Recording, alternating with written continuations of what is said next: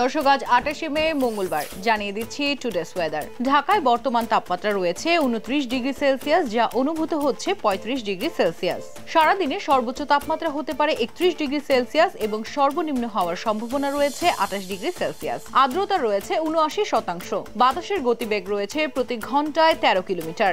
এবারে জানিয়ে দিচ্ছি ঘূর্ণিঝড় রেমালের সর্বশেষ আপডেট। সর্বশেষ আপডেট অনুযায়ী জানা গেছে, উপকূল অঞ্চলগুলোতে 10 নম্বর বিপদ সংকেত সরিয়ে দিয়ে 3 নম্বর বিপদ সংকেত দেয়া হয়েছে।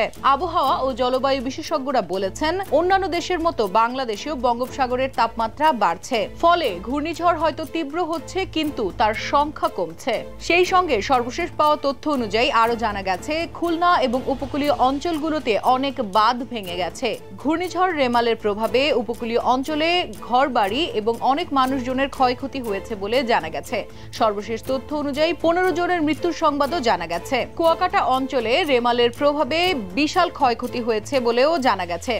মাছের ঘের থেকে শুরু করে নানান বাঁধ ভেঙে গেছে বলে সর্বশেষ তথ্য পাওয়া গেছে। তবে ঢাকায় গত 2 দিনের টানা বৃষ্টিতে জনজীবন কিছুটা হলেও বিপর্যস্ত। ঢাকার অনেক এলাকায় রাস্তায় পানি জমা থেকে শুরু করে গ্যাসের লাইনের বিভ্রাটও দেখা গেছে।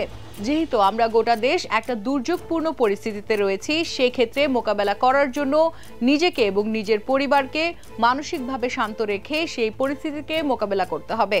এই ছিল টুডেস ওয়েদার। দেখা হবে আগামীকাল।